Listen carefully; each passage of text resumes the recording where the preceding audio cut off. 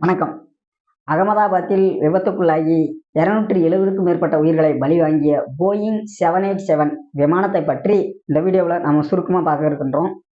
இந்த விமானம் யார் தயாரித்தது, எந்த நிறுவனம் முதலில் இதை பயன்படுத்தியது, போயிங் 787 விமானத்தின் சிறப்பம்சங்கள் என்ன? சேனலை சப்ஸ்கிரைப் பண்ணாதவங்க சப்ஸ்கிரைப் பண்ணிக்கங்க.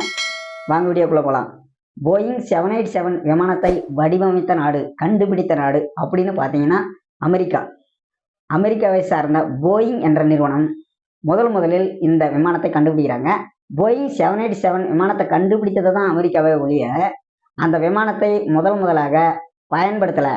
ஆனால் இந்த விமானத்தை முதலில் பயன்படுத்திய நாடு ஜப்பானை சேர்ந்த ஆல் நிப்பான் ஏர்வேஸ் என்ற விமான நிறுவனம் தான் முதலில் போயிங் 787 விமானத்தை பயன்படுத்தியது. ஜப்பானின் தலைநகரான டோக்கியோவில் இருந்து ஹாங்காங்கிற்கு முதலாக இந்த விமானத்தை இயக்குறாங்க.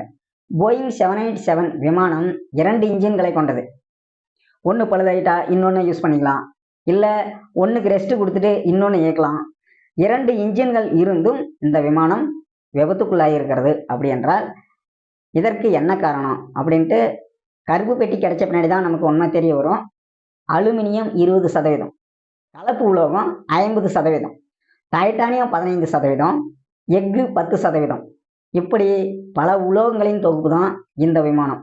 உலோகங்களை பயன்படுத்தாத எந்த ஒரு விமானத்தையும் தயாரிக்க முடியாது. போயிங் 787 விமானத்தில் 210 முதல் 290 சீட் வரை இருக்கு. அதாவது சீட் அப்படின்னா பார்த்தீங்கன்னா இருக்கை, உட்கார்றதுக்கு நம்ம பஸ்ஸில் எப்படி இருக்கை இருக்கு, அந்த மாதிரி அந்த விமானத்தில் 210 முதல் 290 வரைக்கும் இருக்கைகள் இருக்கு.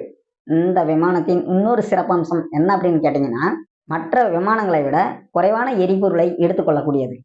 குறைவான எரிபொருளை எடுத்துக்கிட்டு அதிகமாக மைலேஜ் தரக்கூடியது.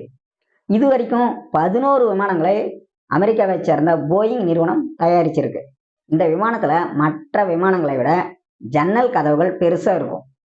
அதனால் மேலே பறக்கும்போது வெளிச்சம் விமானத்தின் உள்ளே செம்மையாக இருக்கும், பார்க்குறதுக்கு நல்ல கிளாரிட்டியாக இருக்கும். உள்ள இதில் 270க்கும் மேற்பட்டவர்கள் இறந்திருக்காங்க அப்படின்றது தான் சோகத்தின் உச்சம்.